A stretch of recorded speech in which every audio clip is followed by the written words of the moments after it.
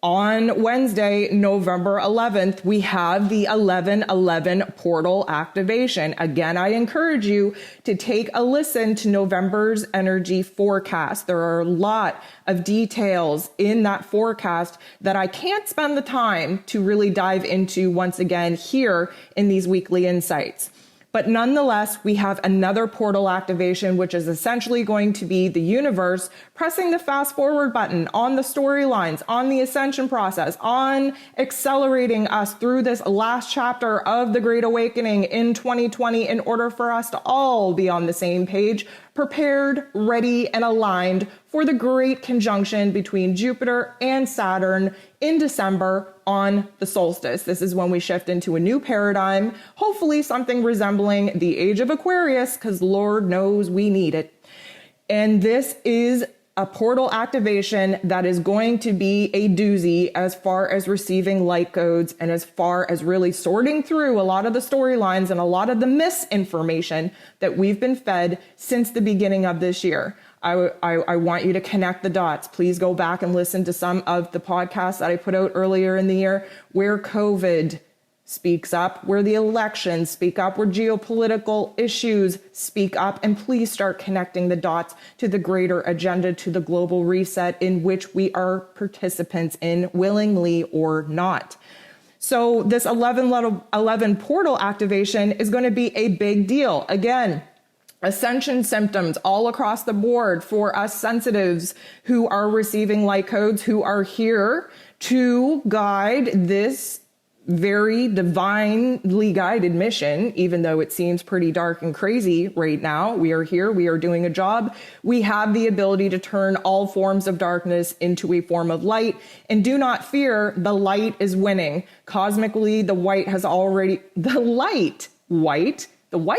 has already won in the cosmos, and now we are just needing to be patient enough to see how it is going to be reflected and manifested here on this 3D realm. So we have the moon in Virgo moving into Libra. Okay, this is a great energy and aspect in order for the 1111 portal to even be activated at this point. Why?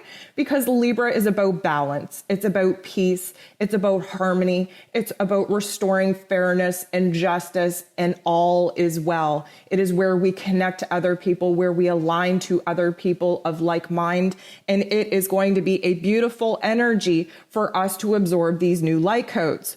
Now, Venus and Neptune, again, we spoke about Venus in its place of power in Libra. We talked about Neptune in its place of power in Pisces.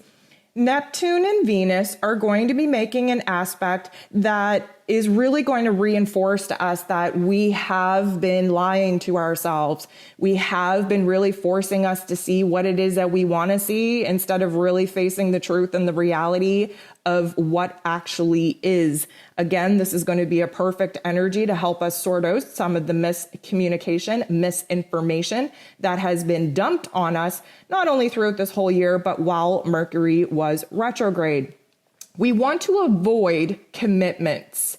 We want to avoid spending money. We want to avoid solidifying new relationships. We want to avoid committing ourselves to long-term projects on this day because things are a little bit blurry, things are a little bit wish-washy, and honestly, we just need to be in a situation where we are open and grounded to the universal energies that are coming through. Let's not make any big commitments here. We are approaching a brand new moon in Scorpio, which we'll talk about here in a second, which means that we're not in a position to start new things. If anything, we have to be wrapping things up. We have to be providing endings and closures to chapters that no longer feed or serve our purpose or growth.